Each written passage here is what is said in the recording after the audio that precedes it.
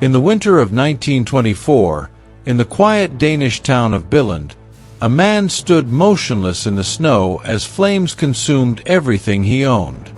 The fire moved fast, tearing through wood, tools, and years of careful craftsmanship, turning a small carpenter's workshop into smoke and embers before anyone could stop it. The man watching it burn was Ole Kirk Christensen. At that moment, there was no hint that this scene would one day be remembered as the beginning of one of the most successful companies in history. There was only loss. Ole was not a wealthy businessman or a visionary industrialist. He was a widower, a father of 4 young boys, and a man whose entire livelihood had just disappeared in front of him. Many people would have walked away. Ole did not. When the ashes cooled, he rebuilt the workshop from the ground up, working with the same hands that had already failed him once. But the world around him was changing faster than he could rebuild. The Great Depression arrived, and with it came unemployment, poverty, and fear. Families no longer had money for custom furniture, no matter how well it was made. Ole realized that if he continued doing what he had always done, he would lose everything again. So he changed direction. Instead of furniture, he began making toys. Small ones. Simple ones. Wooden ducks that wobbled when pulled across the floor, brightly painted blocks, and basic shapes that fit easily into a child's hands. These toys were affordable, but Ole refused to make them cheaply. Every edge was smoothed. Every joint was precise. He named his company Lego, a shortened form of the Danish words leg godt, meaning play well. It was not intended as marketing. It was a promise. Ole believed that play was not a distraction from learning, but a foundation for it. Children, he believed, deserved the same quality and care as adults. Inside the workshop, he repeated a single phrase to his workers again and again. Only the best is good enough. At the time, Lego was nothing more than a small wooden toy company struggling to survive. There were no grand ambitions, no plans for expansion, no vision of a global brand. There was only a belief that doing things properly mattered, even when no one was watching. That belief would become Lego's greatest strength. After World War II, Europe entered a period of rebuilding, not only in cities and infrastructure, but in ideas. New technologies emerged, and among them was a material many craftsmen deeply distrusted: plastic. It was cheap to produce, easy to mold, and completely unfamiliar. At a trade fair, Ole encountered an injection molding machine capable of producing identical plastic parts again and again. For most traditional toy makers, the machine represented everything wrong with modern manufacturing. Plastic toys felt temporary, disposable, inferior to wood. Ole saw something else. He saw consistency, precision, possibility. The machine was expensive, and Lego was still a fragile business. Buying it meant taking on enormous risk at a time when failure could not be afforded. But Ole had already learned that playing safe did not guarantee survival. He bought the machine. Lego began experimenting with plastic toys in the late 1940s, and the results were disappointing. In 1949, the company released its first version of plastic building bricks. They were inspired by an existing design and lacked structural strength. The bricks didn't hold together well, and children often became frustrated when their creations collapsed. Stores struggled to explain the product. Parents questioned its value. Sales were weak. This was the moment when most companies would have moved on to something else. Lego did not. Instead of abandoning the idea, the company focused obsessively on improvement. Engineers tested tolerances. Designers experimented with shapes. The goal was not novelty, but reliability.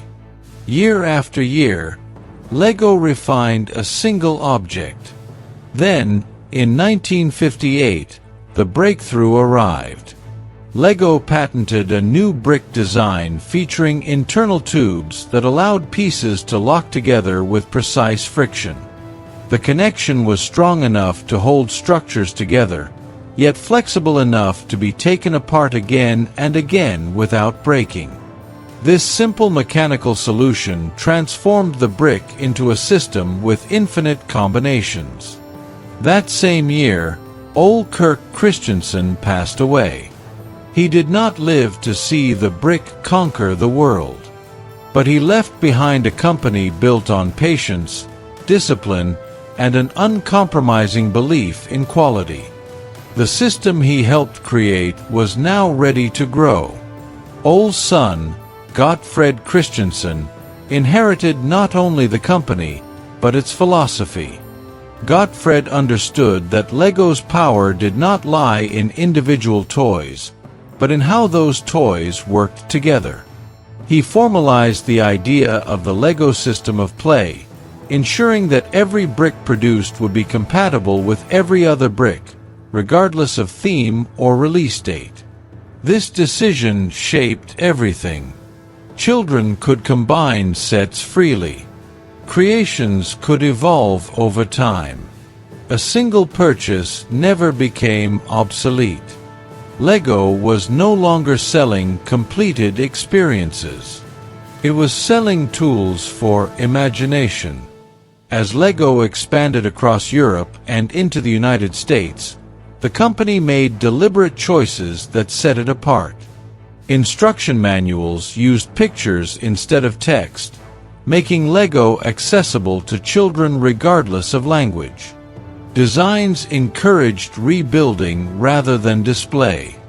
Mistakes were not punished, they were part of the process.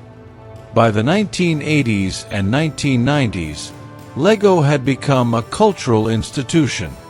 Its themes grew more complex, introducing medieval castles, space exploration, cities, and advanced mechanical systems. Lego Technic sets taught basic engineering concepts. Schools began using Lego as an educational tool. Parents trusted the brand without hesitation. Financial success followed, and with it came confidence. Lego appeared unstoppable, and that confidence would nearly destroy it. As the digital age accelerated, Lego began to worry that physical toys would lose relevance. Video games, computers, and television competed aggressively for children's attention. Rather than doubling down on what made Lego unique, executives feared being left behind. So Lego expanded in every direction at once.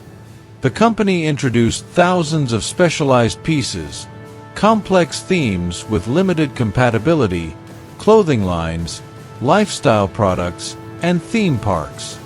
Design teams worked independently, often without coordination. Costs ballooned. Production became inefficient. The simple elegance of the system was buried under excess.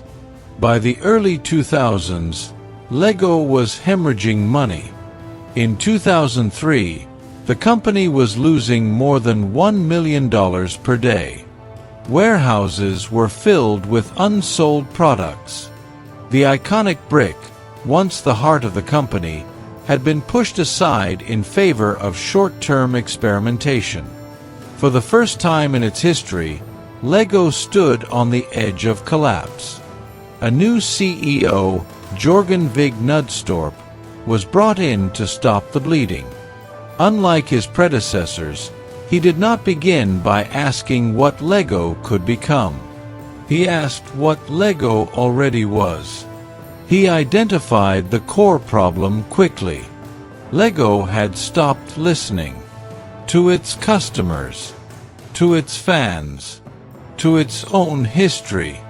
Nudstorp made painful decisions. He sold off theme parks, reduced product lines, simplified designs. He cut costs aggressively and restored focus to the brick itself. Then Lego did something extraordinary. It invited its fans into the process.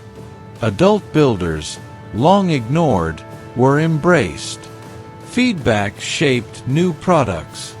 Community ideas became official sets. Lego returned to collaboration rather than control. The results were immediate and dramatic. The company rebounded financially. Lego Star Wars reinvigorated the brand. Lego Ideas celebrated creativity. Movies embraced humor and self-awareness. Education and robotics programs expanded globally. Through it all, the brick remained unchanged. A Lego brick made in 1958 still fits perfectly with one made today. No upgrades. No forced replacement. No expiration date. Lego's story is not about plastic, technology, or trends. It is about restraint, patience, and trust in a simple idea. It is about building something slowly, breaking it apart, and trying again. From a burned workshop in Denmark to billions of bricks across the world, Lego endured by remembering what mattered most. Play well. Fade to black. Subscribe and like us. There will be many more stories about great companies here.